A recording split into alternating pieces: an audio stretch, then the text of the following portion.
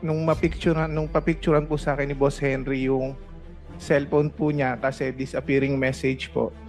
That time po, ang sabi po ni Boss Henry, nagre-request daw po si Senator Joel ng pondo po. Ng almost parang ang pagkakabanggit ni Boss Henry is 1.5 billion.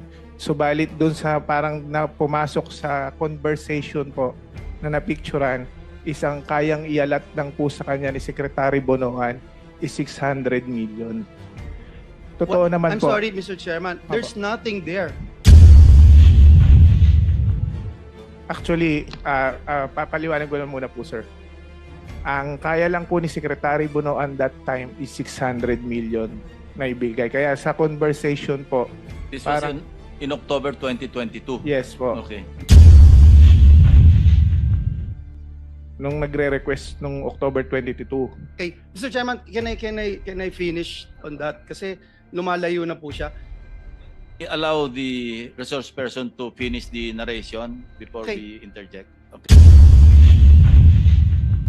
Senator Villanueva. Thank you. Recognized. Thank you, Mr. Chair. Before I start, may I also avail of Senator Jinggoy's request kanina to have some ample time, Mr. Chairman. With the permission of the other members, you have 10 minutes. Thank you, Mr. Chairman. Mr. Chairman, I'll go straight to the point. I will no longer deliver an opening remarks.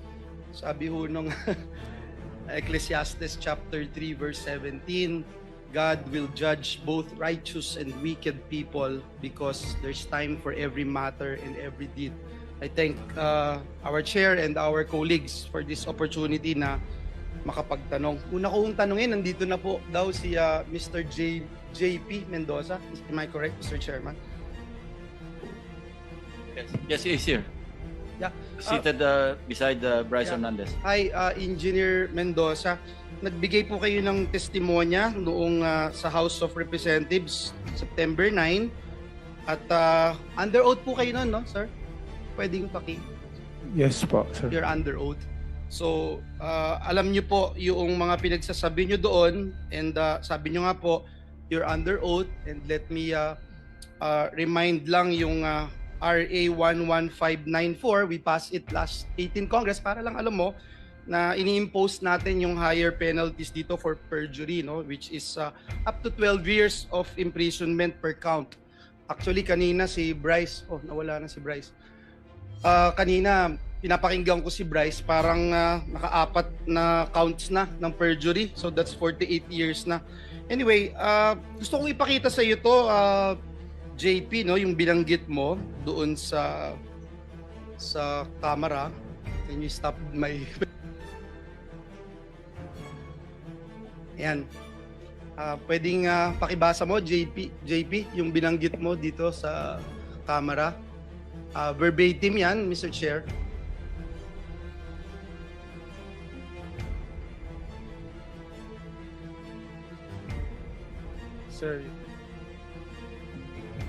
Sir, yung picture po na yan ay noong October 2023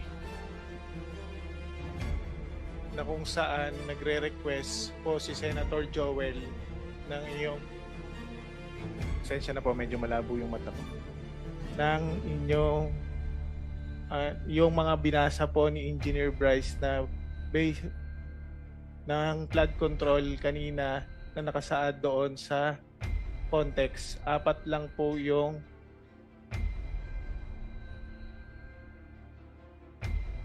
pwedeng picturean ko pa para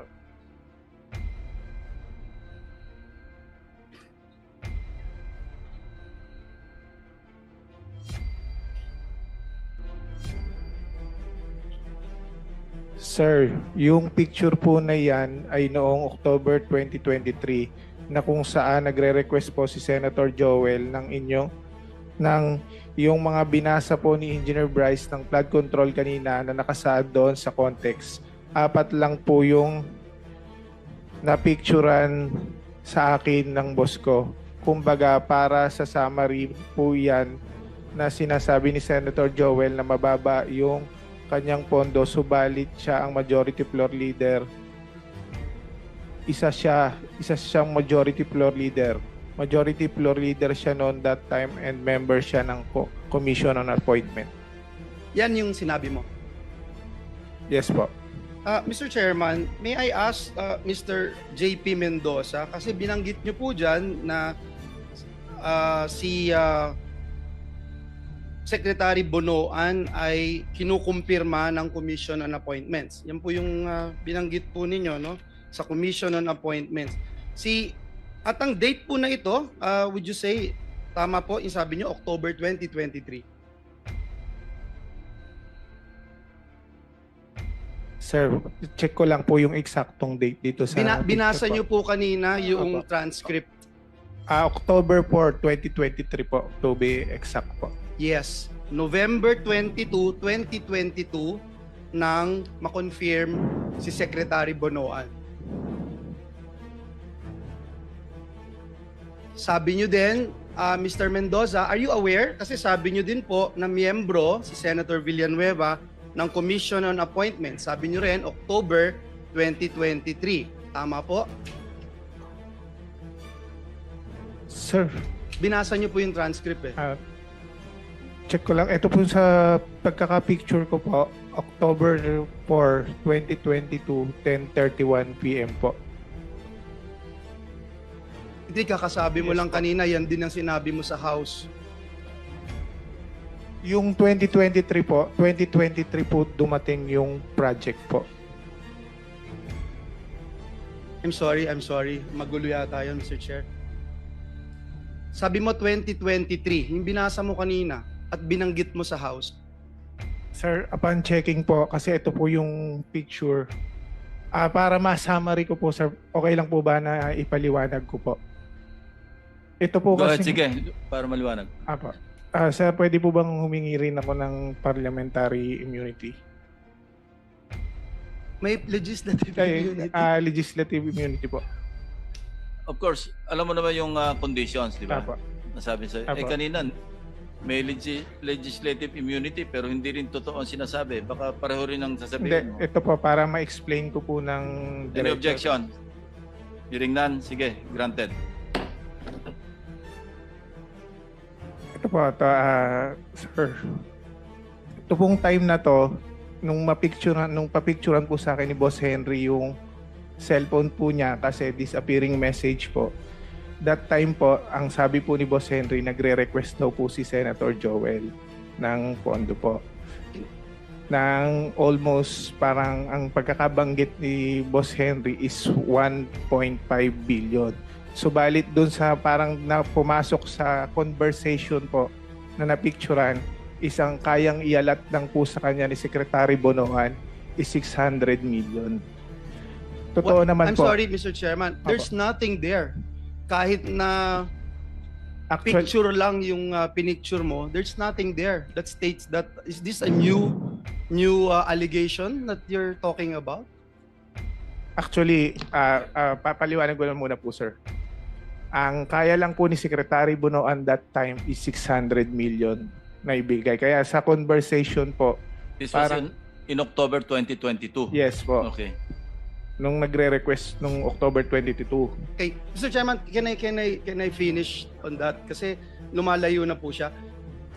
Allow the resource person to finish the narration before Okay. we interject. Okay. Yung katulad nga po ng sinabi ni D.E. Henry noon, kung nagpa-follow up si Sen. Joel, totoo naman po na ang nire-request niya is mga multipurpose building. Pero that time na hindi kayang ibigay yung amount na hinihingi ni Senator Joel, ang kaya lang ni Secretary Manny Bonoan po noong time na yun is 600. So, hindi maaabot yung target na almost 1 billion na mahigit. Naisipan po ni D.E. Henry na i-convert sa flood control yung 600 million na which is kinuhanan po ng 25% yung mga kontraktor para ang maging total is 150 million. Kung sinasabi po kanina na yung project po lumabas po siya ng 2023, wala po siya sa GAA. Meron po kaming conversation nung Chief of Staff po ni D.E. Henry na isinend po sa akin yung list na ayos na po na eto po, pakita ko po.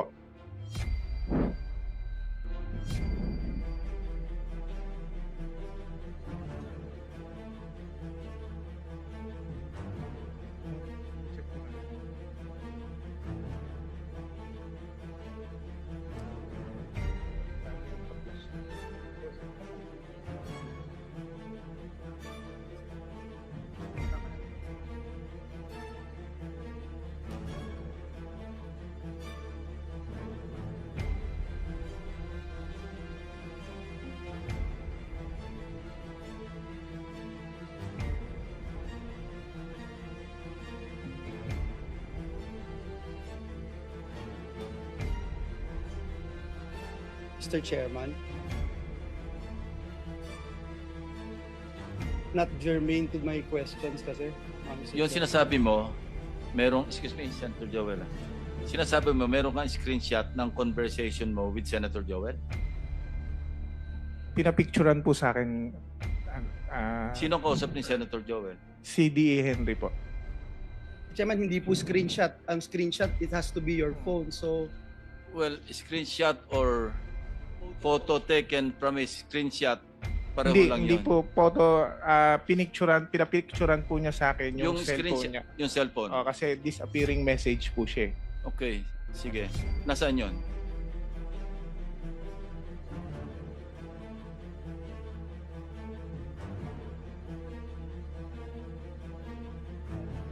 Ang binigay mo raw, list of projects. Hindi Apa, yun. kumbaga, nung yung 600 million na kinonvert na lang po sa flood control, ito po, sinend po, ito po yung nasan po. Now, how can you prove na si Senator Joel at saka si Engineer Alcantara yung nag-uusap doon sa, yung nando sa thread? Nung nasa Congress po, tinanong din po siya sa House kung kinukumpirma po niya na nag-uusap sila. Kinonfirm naman po ni DE. Are you confirming?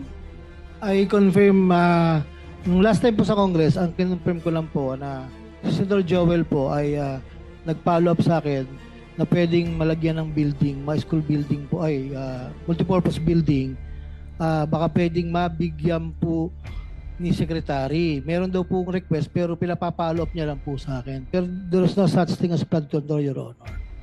Yun po ang bilanggit ko sa Congress po. Ayan, Senator Joel, please continue. thank you.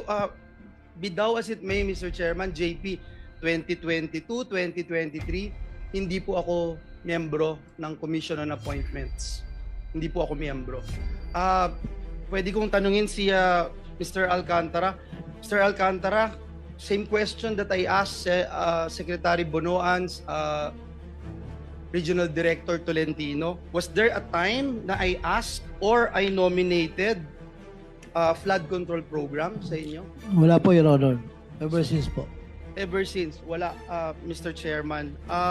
Was there a time na naglabi si Senator Villanueva for any contractor na in-endorse, pinakitaan ng pabor, or nilabi sa iyo, Mr. Alcantara? Wala po, Your Honor. Thank you, Mr. Chairman. Balikan kita, JP, no? Hindi ako CA member. Kinonfirm na si Secretary Bonoan doon sa sinabi nyo. Doon sa mga binanggit mo doon sa plenaryo, doon sa Kamara. Gusto ko lang malaman, meron bang nag-utos sa'yo, sabi sa'yo na banggitin ang pangalan ni Senator Villanueva na ang tanging basis mo ay pinicturan mo ang isang telepono na hindi din sa'yo? Wala po, sir.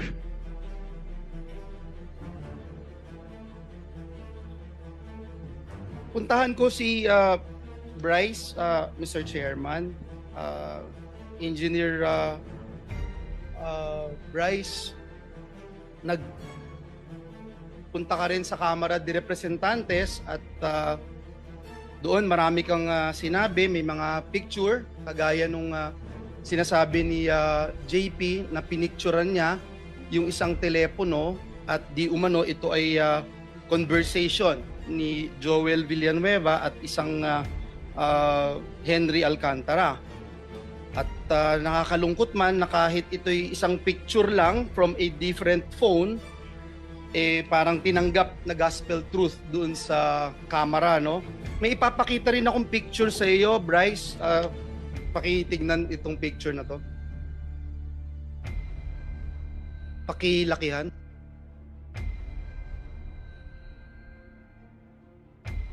Bryce, naaalala mo ba yung messages na ito? Your Honor, ngayon ko lang po nakita yan. Wala po ako nababasang ganyang messages po. Numero mo ba yan na nakikita sa telepono? Numero mo ba yan? Numero ba ng congressman yan? Wala pong nakalagay na numero, Your Honor. So pareho pala dun sa binanggit ni JP, wala ring numero. Naaalala mo yung message na yan? Ako hindi po. Kasi may Ngayon ko nakapagsabi sa akin, ikaw daw ito. Paano ko ipagpilitan kung ikaw din yan?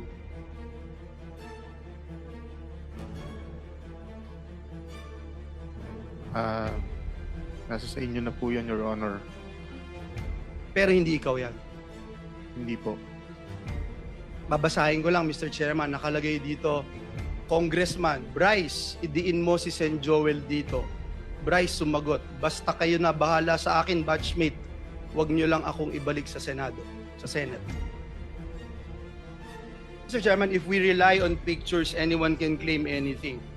And let me show how easy it is to fake this one, Mr. Chairman.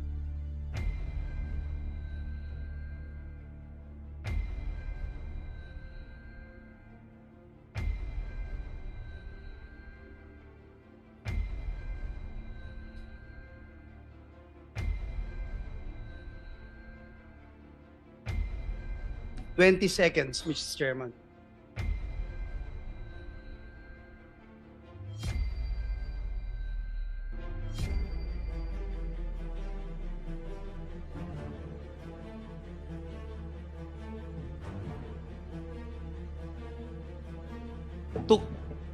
Took me 20 seconds, Mr. Chairman, to do that.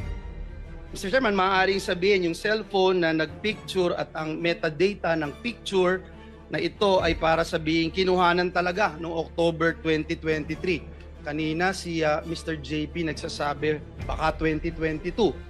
Pakita din po natin kung paanong mag-alter sa metadata of an image.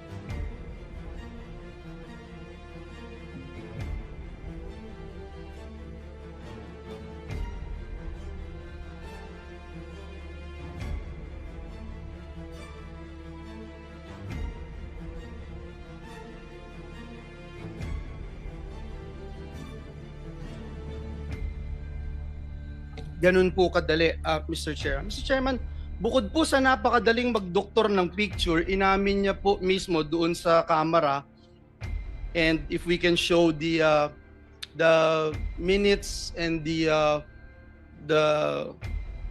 transcript of the hearing, inamin po ni Engineer Bryce na wala siyang personal knowledge sa mga mensaheng ito.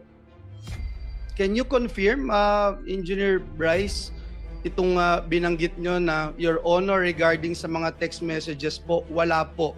Kasi you're being asked to prove your allegations na may pruweba or usapan tayo, o at least make sure for fairness sake, sabi niya Rep. Adyong. Would you confirm na ito po yung naging sagot nyo, sir?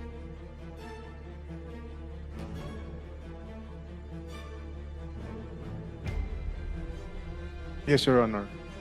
So ibig sabihin, hearsay, Mr. Chairman, daig pa po nito yung chismis. Nakakalungkot dahil yung chismis trying to destroy me, my name, our family, our loved ones. May mga anak din ako, Engineer Bryce, at higit sa lahat yung simbahan na aking nire-represent na milyong-milyong tao ang nire-respeto yung aking pananampalataya. Mr. Chairman, tandaan din po natin na Bryce and JB, nakita nyo kanina yung pinakita kong video. Hindi ba ganun kadali gumawa? Yes or no lang? Hindi po namin alam na pwede palang gawin yon, Your Honor. Hindi nyo alam. Okay, so ibig sabihin, hindi nyo ginagawa itong pamimeke. Hindi po, Your Honor. Okay, hindi nyo ginagawa. Mr. Chairman, dun po sa mga isiniwalat nyo, Mr. Chairman, dito sa Senado, ang dami pong kasinungalingan at pamimeke, no? Pakita lang natin yung history ng pamimeke ng public documents nitong dalawang ito, Mr. Chairman.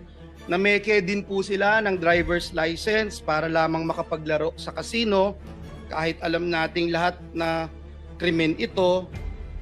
Ngayon pa po ba sila matatakot, Mr. Chairman, kung ikalulusot po nila ito? So, ito po ba, hindi nyo rin po aaminin na kayong behind dito sa pamimeke ng lisensya na ito, Bryce and JP? Your Honor, wala po akong nahawakang ganyang klase ng ID po. Ganun din po ako, sir. Kasi katulad nga po nung sinagot ko na LTO, may sinampahan na po kami. Sinagot na po namin yan sa LTO, sir. Sige po, taong bayan na po ang huhusga kung may kakayahan kayo o wala. Miyembro kayo nitong BGC Boys na pinangalanan ni Senator Lacson na nagpatalo ng 950 million yung lisensya.